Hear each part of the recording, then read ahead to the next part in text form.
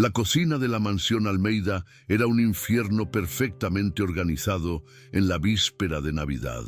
Decenas de ollas hervían, cuchillos cortaban con una precisión quirúrgica y el olor a pavo asado, canela y nueces se mezclaba en el aire. El chef Antoine, con su gorro alto y su rostro serio, dirigía la orquesta de cocineros con gestos cortos y órdenes en francés.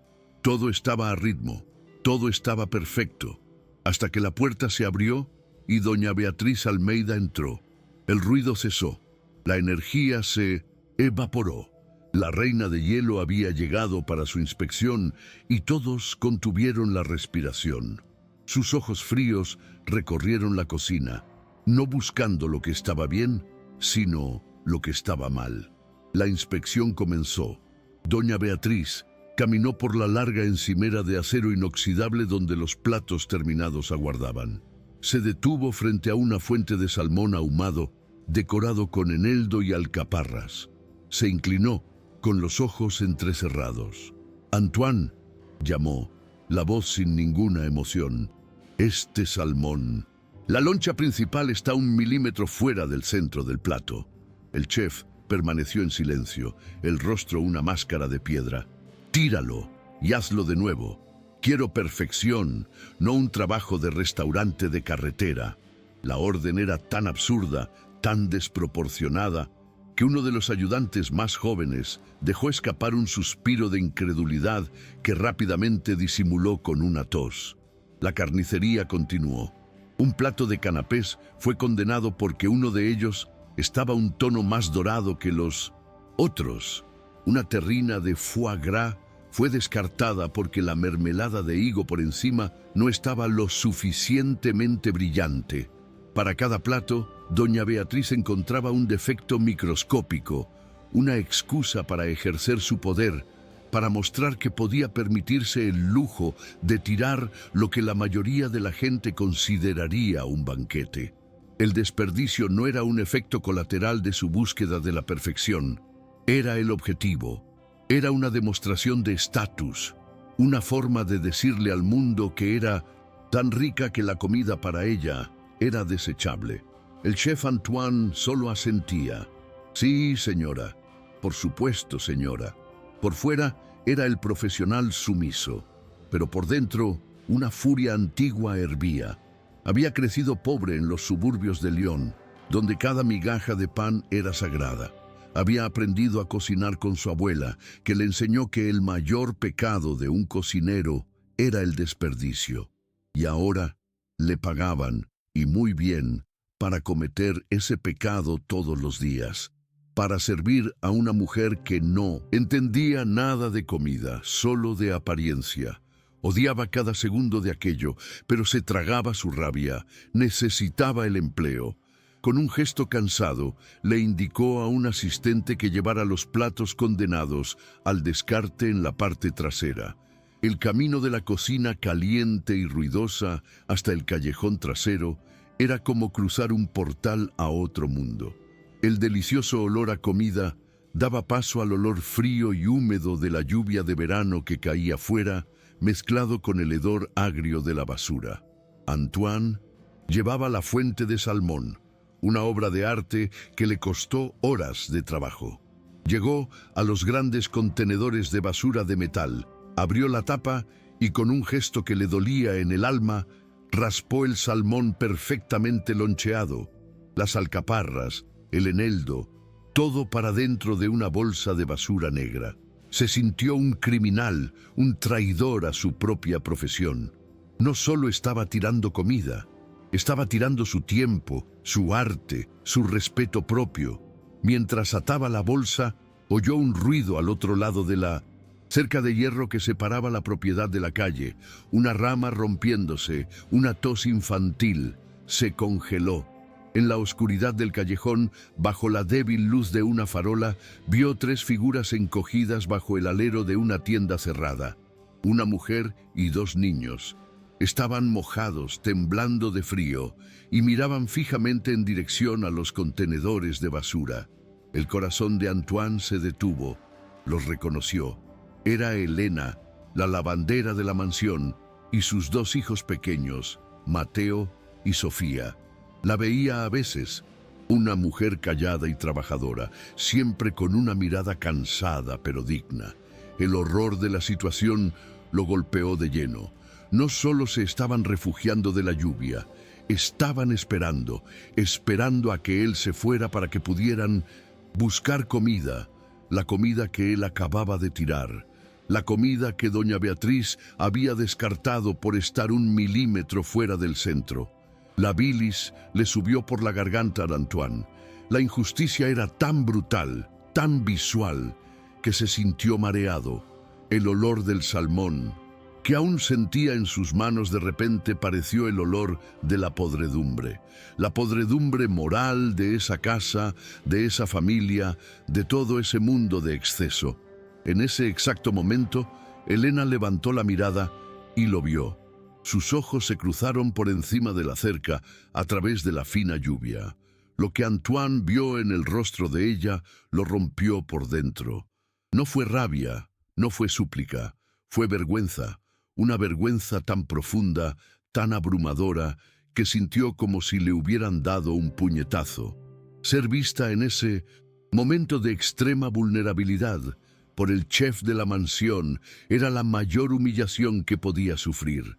Su rostro se contrajo de dolor e inmediatamente agarró las manos de sus hijos, apartándolos, desapareciendo en la oscuridad de la calle como si fueran fantasmas. Antoine se quedó parado, la lluvia mojando su uniforme, la pesada bolsa de basura en su mano. Miró el lugar donde había estado la familia y luego la comida que aún tenía que tirar. Se sintió sucio, cómplice, parte de esa máquina de crueldad y despilfarro. Él, que se enorgullecía de su arte, de su capacidad para nutrir a la gente, estaba allí, sirviendo de basurero de lujo para una tirana, indirectamente negándole comida a una madre y sus hijos hambrientos. La vergüenza que vio en los ojos de Elena ahora ardía dentro de su propio pecho. No pudo tirar el resto. Volvió a la cocina con los otros platos condenados. El rostro, una máscara impenetrable. Sus asistentes lo miraron, curiosos, pero nadie se atrevió a preguntar. Guardó la comida en un rincón, lejos de los ojos de todos. La imagen de Elena y los niños no se le iba de la cabeza. La dignidad herida en su mirada, el temblor de frío en los hombros de los pequeños. Era Nochebuena, la noche en que el mundo celebraba la esperanza y la generosidad. Y él acababa de presenciar la más completa ausencia de ambas. Adentro, la fiesta comenzaba a tomar forma. Los primeros invitados llegaban, hombres de traje caro y mujeres con joyas que valían más que la casa de Elena. Pasaban junto a los empleados como si fueran invisibles, sus risas forzadas resonando por los salones de mármol. Ricardo, el hijo de doña Beatriz, estaba al lado de su madre, saludando a los invitados con una sonrisa pulida, pero con ojos vacíos. Odiaba esas fiestas, odiaba la superficialidad, la ostentación, pero desempeñaba su papel. El heredero del Imperio Almeida, un príncipe en una corte de falsedad. En la cocina, Antoine observaba el ballet de camareros entrando y saliendo con bandejas de champán y canapés. La misma comida que casi había tirado a la basura, ahora rehecha, perfectamente alineada, lista para ser consumida por personas que no la apreciarían, que apenas notarían lo que estaban comiendo. El despilfarro no era solo en el callejón. Estaba allí, en esas bandejas, en esas conversaciones vacías, en esas vidas llenas de todo, y al mismo tiempo, de nada. La rabia dentro de él crecía, una presión que no sabía por cuánto tiempo más podría contener. Pensó en su propia infancia, en las Navidades en que su familia se reunía alrededor de una mesa sencilla, con poca comida, pero con mucho amor y risas. Aquello sí era un banquete. Lo que sucedía en el comedor de la mansión Almeida no era un banquete, era un espectáculo de vanidad. Una celebración de la codicia, era una ofensa al verdadero espíritu de la Navidad. Y él, el chef francés, el profesional de renombre, estaba siendo pagado para ser el maestro de ceremonias de esa farsa. Esa noche, algo dentro de él se rompió. Profesionalismo, la sumisión, la paciencia, todo se agotó. Recordó la mirada de Elena y tomó una decisión peligrosa, insubordinada, que podría costarle el empleo, la carrera, pero era la única decisión que su conciencia le permitía tomar.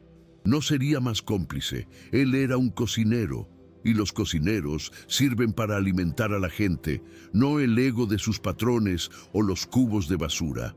Esa noche serviría una verdadera cena de Navidad, no en el lujoso comedor, sino allí, en su santuario, en la cálida y ruidosa cocina.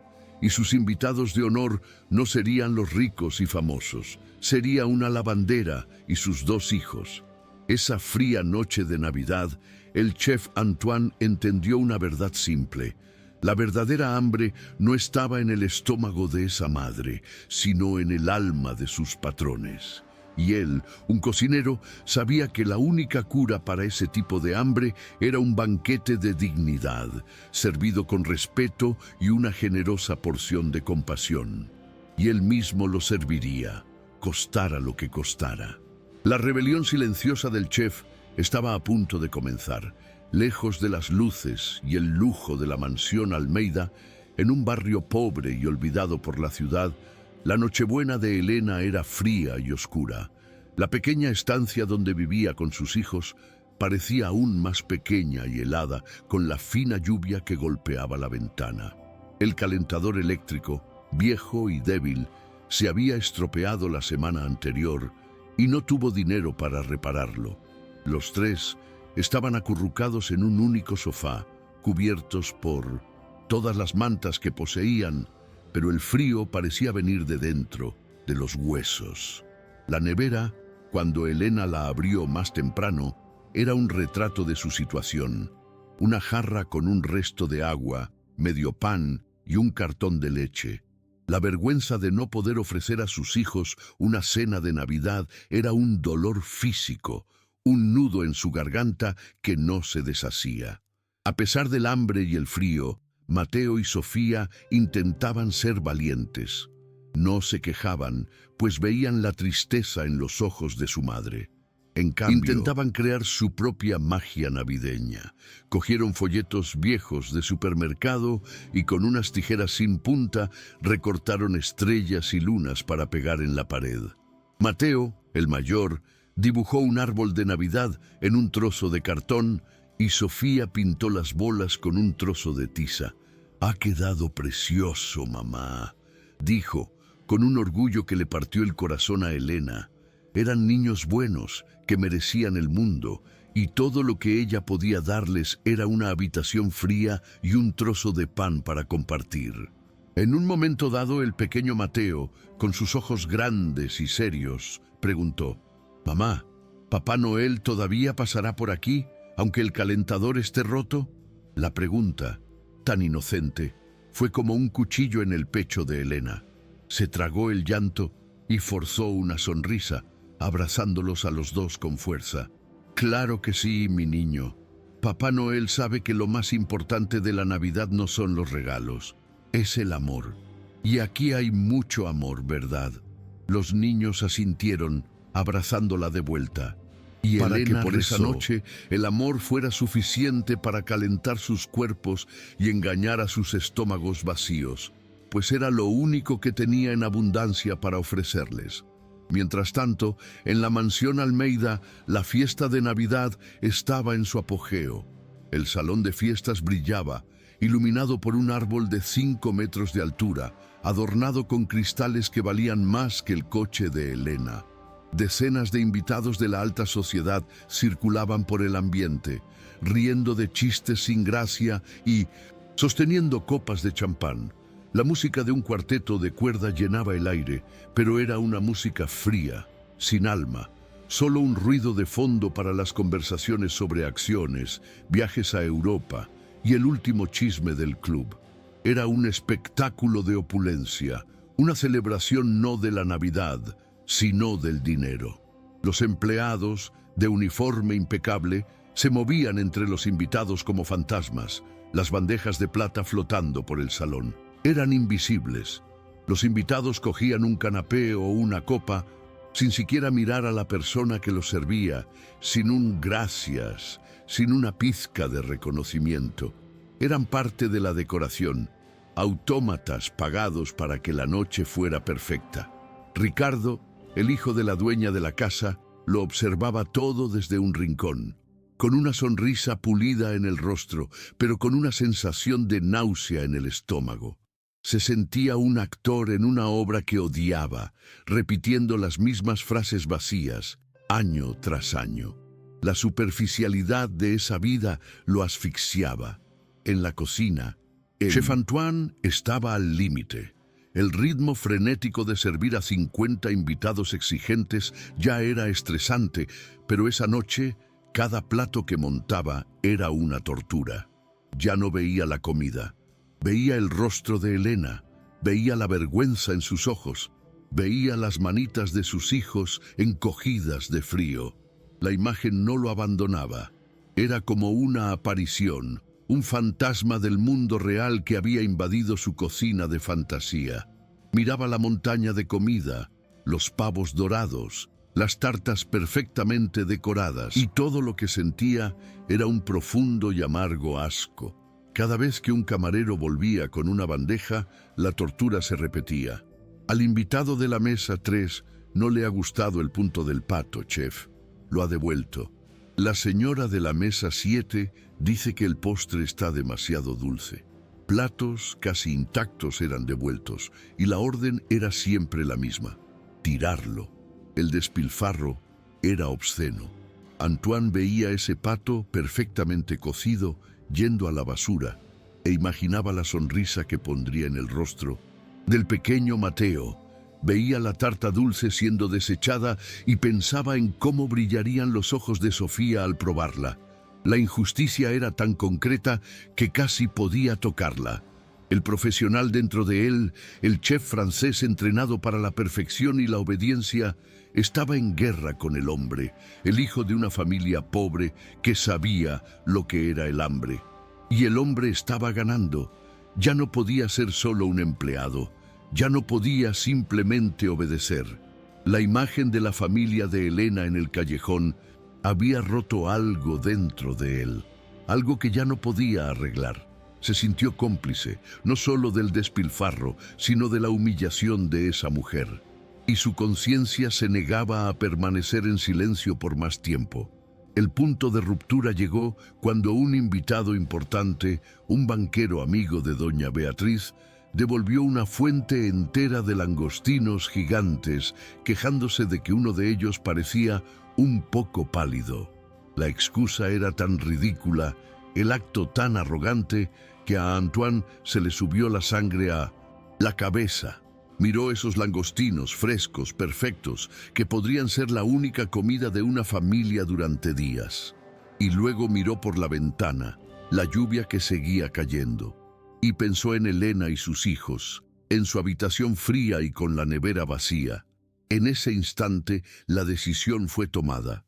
No le dijo nada a nadie, simplemente respiró hondo, y una calma peligrosa se apoderó de él. La calma de un hombre que está a punto de hacer lo correcto, sin importar las consecuencias. Desató el nudo de su delantal blanco, un gesto simbólico de desobediencia. Dejó las órdenes a un lado y le pasó el mando de la cocina a su segundo. «Encárgate de todo. Necesito aire», dijo, con voz firme. Nadie se atrevió a cuestionarlo. El chef caminó hacia la puerta trasera, la misma que llevaba al callejón de la basura, pero esta vez no iba a tirar comida. Iba a rescatar un poco de su propia humanidad. Abrió la puerta trasera, dejando atrás el sonido apagado de la fiesta y sintiendo la lluvia fría en su rostro. No sabía exactamente cuál era su plan. Solo sabía que no podía dejar que esa noche terminara de esa manera. No podía irse a casa y dormir, sabiendo que, a pocos kilómetros de allí, Dos niños pasarían la Nochebuena con hambre, soñando con la comida que él tiraba a la basura. La injusticia era un plato que se negaba a servir, y esa noche, aunque fuera lo último que hiciera en ese empleo, iba a cambiar el menú de la casa. Serviría un plato que no estaba en el menú: dignidad. Antoine no sabía la dirección de Elena, pero sabía el barrio donde vivían los empleados de nivel más bajo. Se quitó el gorro de chef, se puso un abrigo simple sobre el uniforme y salió bajo la lluvia. Con cada paso lejos de la mansión, el contraste del mundo se hacía más evidente. Dejó atrás el sonido del cuarteto de cuerda y las risas falsas, y entró en un mundo de calles más oscuras, casas más sencillas y el sonido lejano de cumbias y salsas saliendo de radios y patios. Aquí, las luces de Navidad no eran de cristal, sino guirnaldas de colores baratas, colgadas con un orgullo que emocionó al chef. Después de preguntar en una pequeña tienda, encontró la calle de Elena. Su casa era la más humilde de la calle, pequeña, con la pintura desconchada. Por la ventana pudo ver. Mateo y Sofía dormían abrazados en el sofá, cubiertos por una sábana delgada. Y en el pequeño porche de entrada, sentada en un escalón, estaba Elena. Lloraba en silencio, el cuerpo sacudido por los sollozos que intentaba ahogar para no despertar a sus hijos. Era la imagen de la más pura y solitaria desesperanza. A Antoine se le rompió el corazón. Se acercó despacio. El sonido de sus zapatos en la acera mojada la hizo levantar la vista. Al verlo, su rostro se llenó de pánico y vergüenza. Se levantó, lista para cerrar la puerta, para esconderse. Elena la llamó, la voz suave pero firme. Por favor, no se asuste. No le tendió una bolsa con comida, no le ofreció limosna. La miró a los ojos, de igual a igual. Soy cocinero. Mi trabajo es alimentar a la gente y me niego a fracasar en mi trabajo en Nochebuena.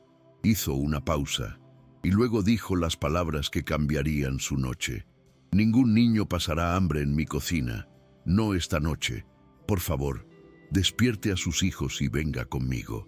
La oferta era tan inesperada, tan digna, que Elena se quedó sin reacción, con las lágrimas detenidas en su rostro. La lucha interna de Elena era visible. Su orgullo, su última defensa contra un mundo que la humillaba, le decía que se negara, que le cerrara la puerta en la cara a ese hombre y a su lástima. Pero entonces miró hacia adentro, a sus hijos durmiendo, a sus barriguitas que dolían de hambre, y el amor de madre venció al orgullo. No podía negarles a esos niños la oportunidad de una comida caliente en Nochebuena. Con un asentimiento de cabeza casi imperceptible, aceptó. Despertó a los niños con cuidado, les puso sus finos abrigos y los tres siguieron al chef por la noche lluviosa, como si estuvieran siguiendo una improbable estrella guía. La vuelta a la mansión fue una operación secreta. Antoine los guió por la entrada de servicio, por pasillos oscuros que conocía de memoria, pidiendo silencio con gestos suaves. Los niños, somnolientos y confundidos, se aferraban a las piernas de su madre, asustados por el lujo silencioso y sombrío de esa casa. Llegar a la cocina fue como llegar a un oasis. El calor, la luz, el olor a comida, era otro mundo. Antoine los llevó a un rincón más apartado, donde había una gran mesa de acero usada para preparar las verduras. Siéntense aquí, pónganse cómodos. Esta noche, esta parte de la cocina es de ustedes, dijo con una sonrisa. Y entonces comenzó el banquete secreto. Antoine no les dio las sobras ni los platos rechazados. Con la precisión y el arte de un gran chef, montó 3 platos nuevos, idénticos a los que se estaban sirviendo en el comedor. Generosas lonchas de pavo asado, una montaña de cremoso puré de patatas, judías verdes francesas salteadas en mantequilla. Puso los platos frente a ellos. Los ojos de Mateo y Sofía se abrieron de par en par. Nunca habían visto comida tan bonita en sus vidas. Elena comenzó a llorar de nuevo, pero esta vez las lágrimas eran de una gratitud tan abrumadora que apenas podía respirar. Los niños comieron, al principio con vacilación, casi con ceremonia. Mateo cogió un trozo de pavo con el tenedor, miró a su madre como si pidiera permiso y luego se lo metió en la boca. La expresión de pura felicidad que se apoderó del rostro del niño fue el pago que Antoine necesitaba. Sofía, la pequeña, comió el puré de patatas con una cuchara, con los ojitos cerrados de placer. Elena, viendo la alegría de sus hijos, finalmente se permitió comer también. Cada bocado era una mezcla de sabores deliciosos y de una emoción que la ahogaba. Era más que una comida, era un acto de amor, un rescate. Antoine los servía como si fueran los invitados más importantes del mundo. Trajo zumo de uva, que dijo que era especial de los niños. Para Elena, sirvió una pequeña copa de vino de verdad. Para celebrar, dijo simplemente. Y mientras comían, se mantuvo cerca. No como un chef, sino como un guardián, asegurándose de que nadie los molestara. Le había dicho a su equipo que esa era una inspección sanitaria sorpresa y que nadie debía acercarse a esa zona. La excusa era débil, pero el respeto que todos le tenían fue suficiente para mantener a raya la curiosidad.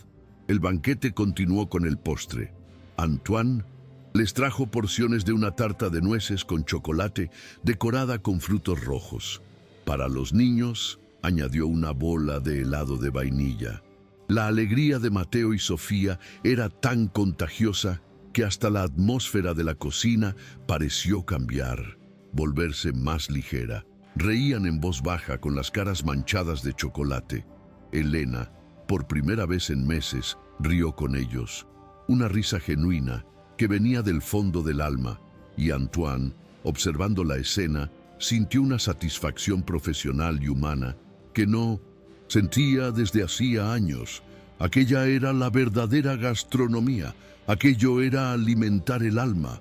De repente, la puerta de la cocina se abrió. Un camarero entró, con el rostro pálido. «Chef, doña Beatriz viene hacia acá», cundió el pánico. La reina de hielo estaba en camino. Antoine actuó con la velocidad de un rayo. «¡Rápido! ¡Adentro! ¡Silencio!». Empujó a Elena y a los niños dentro de una gran despensa, donde guardaban los granos y las harinas, y cerró la puerta un segundo antes de que doña Beatriz entrara en la cocina con su aire de superioridad. La tensión era casi insoportable, un solo ruido, una tos, un estornudo, y todo estaría perdido. La felicidad de ellos estaba escondida detrás de una puerta, a centímetros de la mujer que más la odiaba. Doña Beatriz entró quejándose de uno de los vinos. «Sabe a corcho, Antoine. Soluciónalo». Caminó por la cocina, sus ojos de halcón inspeccionando cada rincón. Pasó a centímetros de la puerta de la despensa. Antoine sintió que se le paraba el corazón. Solo asentía con la cabeza. «Sí, señora. Inmediatamente, señora», rezando para que se fuera pronto.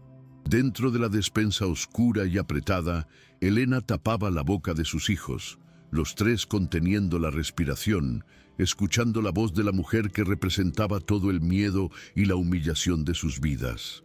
Era la escena de una película de suspense. Finalmente, después de lo que pareció una eternidad, doña Beatriz salió de la cocina. Antoine esperó un minuto entero antes de suspirar de alivio y abrir la puerta de la despensa. La familia salió pálida y temblando. El susto había sido enorme. El clima de fiesta se había roto. Elena, con los ojos llenos de pavor, dijo: «Tenemos que irnos, ahora. Gracias por todo, chef, pero es muy peligroso». Antoine entendió. Su rebelión se había acercado demasiado al desastre.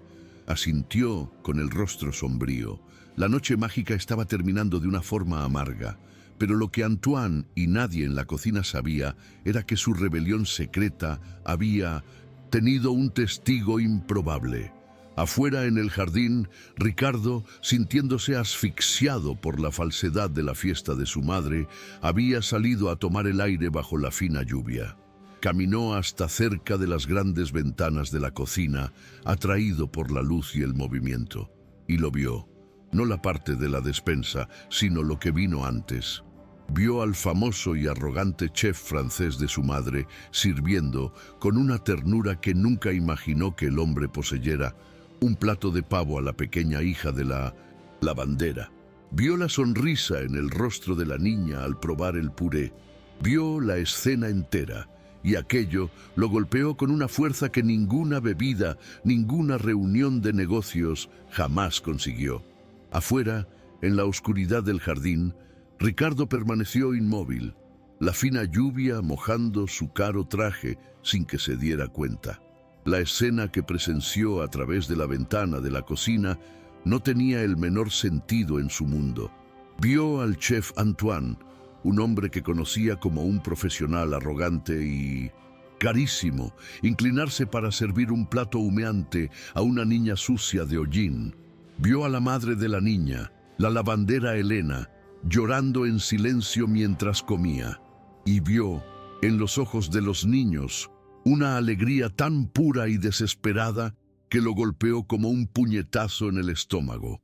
Estaba presenciando un acto de rebelión, un banquete secreto que tenía lugar entre bastidores de su propia y falsa celebración de Navidad. El primer instinto de Ricardo fue la irritación de un hombre rico. ¡Qué disparate! ¿Era ese? El chef estaba rompiendo todas las reglas, poniendo en riesgo la reputación de la fiesta, de la familia.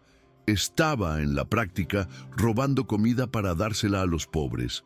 Pero entonces miró hacia el salón de fiestas, del que acababa de huir. Vio, a través de otra ventana, a los invitados riendo, las copas de champán, la montaña de comida intacta en la mesa del banquete, y luego volvió a mirar a la cocina, al plato sencillo de pavo y puré que parecía el maná del cielo para esos niños. Y, por primera vez en años, sintió vergüenza, una profunda vergüenza por su vida, por su fiesta, por su familia. Continuó observando, fascinado, escondido en las sombras del jardín.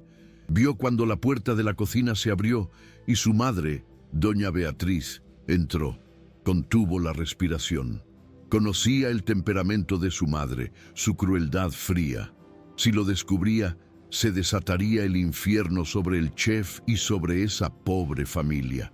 Vio la tensión en el cuerpo de Antoine, vio cómo el chef se posicionaba para ocultar la vista de la despensa. Se sorprendió a sí mismo animando a los fugitivos, deseando que su madre, la reina de esa casa, fuera engañada, y cuando ella se fue, sin descubrir nada, el alivio que sintió Ricardo fue inmenso y revelador. Estaba de su lado. Después del susto vio la escena desarrollarse hasta el final. Vio a Antoine darles a los niños una pequeña bolsa de papel, probablemente con galletas o panes para el desayuno. Vio a Elena agradecer al chef, no con palabras que parecían no ser necesarias, sino con una mirada de gratitud tan profunda que era casi una oración. Y vio al chef simplemente asentir, con la dignidad de un hombre que simplemente hizo lo correcto. No había arrogancia, no había lástima, solo había humanidad, un acto de pura y simple decencia en medio de un océano de futilidad. Y Ricardo entendió que esa escena en la cocina trasera era el único verdadero milagro de Navidad que ocurría en su casa. La epifanía lo golpeó con fuerza. Su vida entera pareció una farsa. Los negocios, el dinero, las fiestas, todo era un juego de apariencias. Recordó a su padre, un hombre que salió de la nada y construyó ese imperio, pero que nunca olvidó sus raíces, que siempre trató al más humilde de los empleados con respeto. ¿Qué pensaría su padre de esa fiesta? ¿Qué pensaría de su madre, Beatriz, tirando comida a la basura mientras una familia pasaba hambre al otro lado del muro? Ricardo sintió que había traicionado no solo su propia conciencia, sino el legado de su padre. No era un hombre frío como su madre, solo estaba adormecido, anestesiado por el lujo y la conveniencia. Decidió en ese momento que ya no podía ser un espectador. Tenía que hacer algo, tenía que intervenir. No sabía cómo ni qué diría, pero sabía que no podía volver a esa fiesta y fingir que no había pasado nada, no después de lo que vio. Le dio la espalda a la ventana de la cocina, con el corazón latiendo con una mezcla de rabia y de un nuevo y extraño propósito. Caminó de vuelta hacia el salón de fiestas, ya no para huir, sino para confrontar la mentira que era su vida. Era el heredero de esa fortuna, el futuro jefe de esa familia, y era hora de empezar a actuar como tal. Pero el destino se le adelantó. Cuando estaba a punto de entrar en el salón, oyó una conmoción procedente del pasillo que llevaba a la cocina. Una voz femenina, alta y estridente, gritó: «¡Beatriz! ¡Beatriz, querida! No te vas a creer lo que acabo de ver. ¡Es un escándalo!». Era la voz de una de las invitadas más chismosas, una mujer que adoraba el drama. Ricardo se detuvo, con el corazón helado. El secreto había sido descubierto, y no por él, sino de la peor manera posible. La bomba estaba a punto de explotar, no en privado, sino en medio de 50 de los miembros más influyentes de la alta sociedad. El caos se desató rápidamente. La invitada, con los ojos desorbitados de excitación maliciosa, narraba lo que vio. «Fui a la cocina a por un vaso de agua y lo vi. El chef sirviendo un banquete a la mujer de la lavandería y a sus crías. En tu cocina, Beatriz, usando tus platos». El chisme se extendió por el salón como un reguero de pólvora. Las risas cesaron. El cuarteto de cuerda enmudeció. Todas las miradas se volvieron hacia doña Beatriz, esperando su reacción. Su rostro, que antes era de una calma superior, se transformó lentamente en una máscara de furia helada. La humillación para ella era la peor de todas. Una humillación pública. «¿Dónde están?», preguntó. La voz, baja y temblorosa de rabia. «Todavía están allí», respondió la invitada encantada. Beatriz se giró y marchó en dirección a la cocina, seguida por un séquito de invitados curiosos, ansiosos por presenciar la ejecución. Ricardo se quedó paralizado por un segundo. Era su oportunidad de no hacer nada, de dejar que su madre lo resolviera, como siempre. Pero la imagen de la sonrisa en el rostro de la pequeña Sofía al comer el puré le vino a la mente. La imagen de la dignidad silenciosa de Elena. Y supo que ya no podía esconderse. Siguió a la multitud, no como un espectador, sino como un participante que estaba a punto de elegir su bando en la batalla final. La escena en la cocina fue exactamente como temía. Antoine estaba ayudando a Elena y a los niños a salir discretamente por la puerta trasera cuando el grupo, liderado por Beatriz, irrumpió en el lugar. Fueron pillados infraganti. Elena se encogió, poniendo a sus hijos detrás de ella. Antoine, sin embargo, se plantó frente a ellos, como un soldado protegiendo a civiles. No parecía asustado, solo cansado. Miró a doña Beatriz con un desafío silencioso, el profesional sumiso finalmente dando paso al hombre de principios. La cocina, antes un lugar de calor, ahora era un tribunal frío y cruel. «¿Qué significa esta desfachatez?», gritó Beatriz, la voz resonando en las paredes de azulejos. «¿Cómo te atreves a traer a esta basura a mi casa en Nochebuena?», señaló a Elena y a los niños como si fueran ratas. «¿Y tú?», se giró hacia Antoine. «Tú, en quien depositaba mi confianza, alimentando a ladrones con mi comida. Estás despedido, fuera de mi casa. Ahora». La sentencia fue dictada con la fuerza de una guillotina frente a todos. Elena empezó a llorar. Los niños, sintiendo el terror de su madre, se aferraron a sus piernas, llorando también. La multitud de invitados observaba, algunos con lástima, otros con un placer enfermizo. Era el gran entretenimiento de la noche, la humillación pública de un chef de renombre y de una familia pobre. Beatriz saboreaba el momento, tenía el control, había reafirmado su poder. Les demostró a todos que en su reino la compasión era una ofensa punible con la expulsión. Había restaurado el orden, su orden.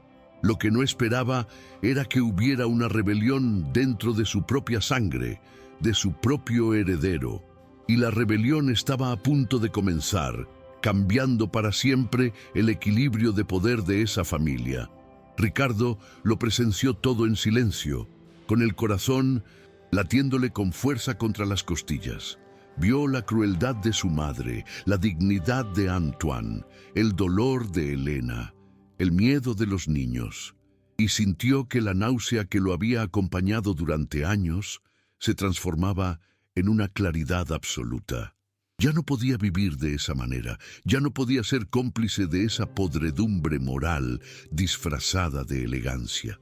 La elección que tenía que hacer no era solo sobre esa noche, sobre esas personas. Era sobre su propia alma. Era sobre el tipo de hombre que quería ser, el hijo de su madre o el nieto de su padre. Mientras Beatriz gritaba a los guardias de seguridad que escoltaran a Antoine y a la familia de Elena fuera, Ricardo dio un paso adelante. Un único paso que lo sacó de la multitud de espectadores y lo colocó en el centro del escenario. No gritó. Su voz, cuando llegó, fue tranquila, pero cargada de una autoridad que hizo que todos se callaran. «No, madre», dijo, «no está despedido». Un silencio de conmoción se apoderó de la cocina. Beatriz se giró hacia él, incrédula, como si acabara de darle una bofetada. «¿Qué has dicho?» La batalla final, la batalla por el alma de esa casa, acababa de comenzar.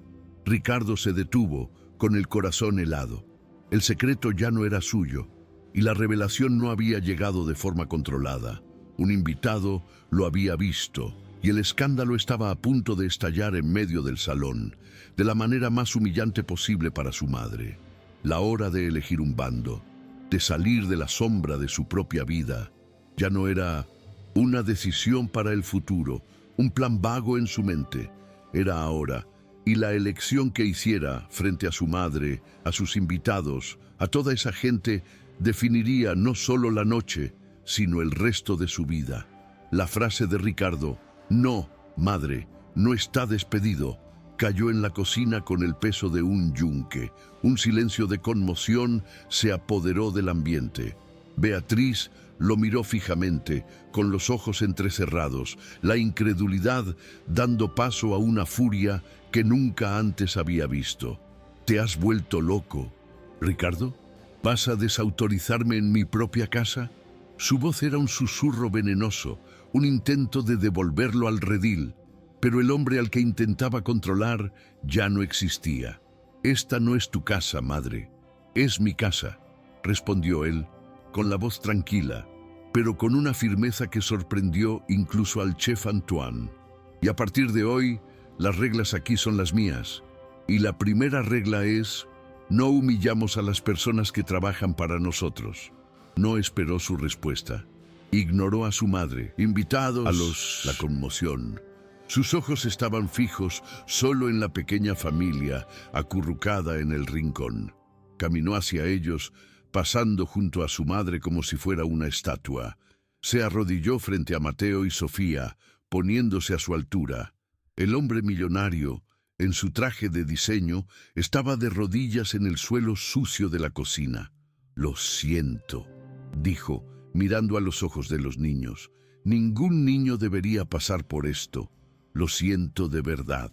Luego se levantó y miró a Elena, cuyo rostro era una mezcla y confusión. «Por favor, perdónenme. Su mesa no está aquí», dijo con la voz suave. Con un gesto amable, le tendió la mano a Elena. Vacilante, ella la tomó. Luego la guió fuera de la cocina, con los dos niños aferrados a su falda. La escena que siguió fue un teatro del absurdo para la alta sociedad allí reunida. Ricardo, el heredero recluido, cruzó el gran salón de fiestas, pasando entre sus invitados boquiabiertos, liderando a la lavandera y a sus dos hijos, con sus ropas sencillas y húmedas. Nadie se atrevía a decir una palabra. El silencio era total, roto solo por los pasitos de los niños sobre el mármol. Era una procesión silenciosa que destruía todas las reglas de clase y etiqueta que gobernaban ese mundo. Los llevó hasta la mesa principal, la mesa del banquete, un monumento al exceso y a la exclusión. Y entonces hizo lo impensable. Retiró la silla de la cabecera, la silla de honor, su propio lugar, y se la ofreció a Elena. «Por favor, siéntese». Sorprendida, obedeció. Ella luego encontró dos lugares para Mateo y Sofía, uno a cada lado de su madre. La imagen era surrealista. La familia humilde, sentada en los lugares de mayor honor de la fiesta, mientras la anfitriona, doña Beatriz, observaba desde lejos, paralizada por la audacia de su hijo. Ricardo no solo había roto las reglas, le había prendido fuego al libro de reglas.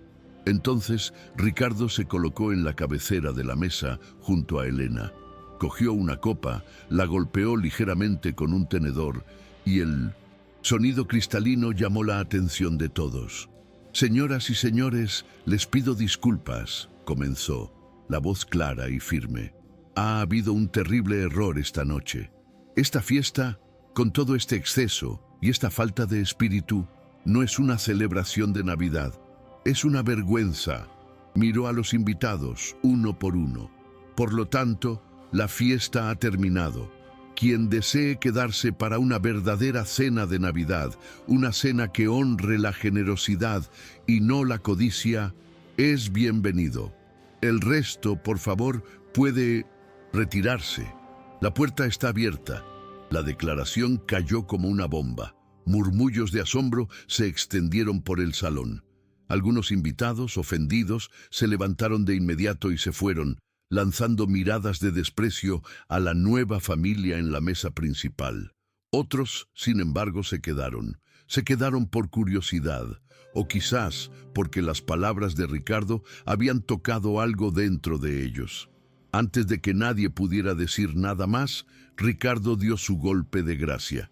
Y para garantizar que el verdadero espíritu de la Navidad se sirva esta noche, acabo de autorizar una donación de 1 millón de euros de nuestra empresa al Banco de Alimentos de la ciudad, para que menos familias tengan que pasar por lo que esta familia ha pasado. La noche se transformó. El salón, ahora medio vacío, parecía menos opresivo, más acogedor. La atmósfera de falsedad dio paso a un silencio respetuoso. El chef Antoine, con los ojos brillando de admiración, volvió a la cocina y dirigió a su equipo. «Han oído al hombre. Vamos a servir una verdadera cena de Navidad». Y los platos comenzaron a salir esta vez, no como una exhibición, sino como una ofrenda de calor y de compartir. Las primeras y más hermosas porciones se colocaron frente a Elena y sus hijos, que miraban todo aquello como si estuvieran en un sueño. Ricardo se sentó con ellos. Él mismo sirvió el zumo a los niños. Habló con Mateo sobre fútbol. Elogió el dibujo que Sofía había hecho en la pared de su casa. Por primera vez en su vida no estaba interpretando un papel. Solo estaba siendo un hombre amable.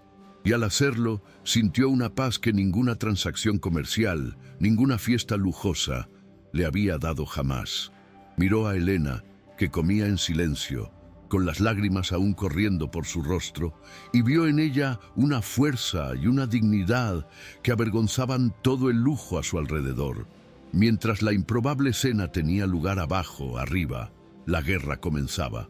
Doña Beatriz, humillada en su propia fiesta, se encerró en su habitación. No lloraba. Estaba consumida por una furia fría y calculadora.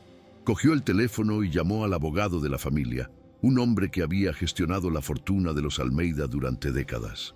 «Carlos, soy yo», dijo, la voz un susurro de hielo. Quiero que inicies los procedimientos de inmediato. Mi hijo me ha humillado públicamente. Está claramente inestable, mezclándose con el servicio y donando el dinero de la empresa sin consultar a nadie. Vamos a cortarle el acceso al fondo. El fiduciario de la familia, ordenó con los nudillos blancos de tanto apretar el teléfono.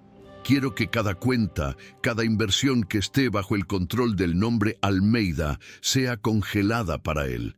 Ha elegido a la basura en lugar de a su propia sangre. Ahora aprenderá lo que sucede cuando se muerde la mano que te da de comer. Aprenderá lo que es ser pobre de verdad. La amenaza no era un farol.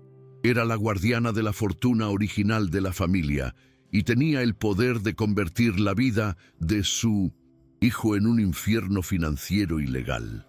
Su venganza sería lenta, metódica y total. La escena final vuelve a la mesa del comedor.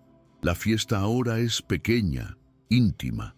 Algunos de los invitados que se quedaron se acercaron a la mesa principal, acercaron sillas y comenzaron a conversar con Elena, con los niños. La barrera social se había roto. El chef Antoine salió de la cocina y sirvió personalmente el postre, con una sonrisa que nadie había visto nunca en su rostro. Ricardo lo observaba todo, con el corazón lleno de una emoción nueva y abrumadora.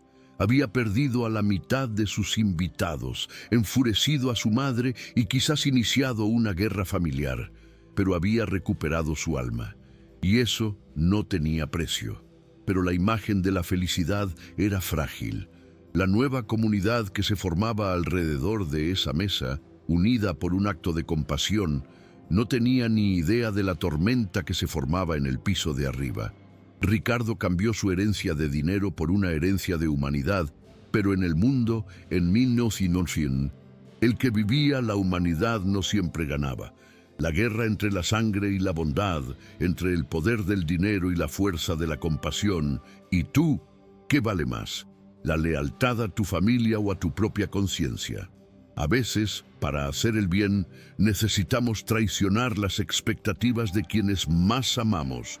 El viaje de Ricardo para convertirse en un hombre de verdad apenas ha comenzado, y el camino estaría lleno de batallas contra las personas que deberían ser sus aliados.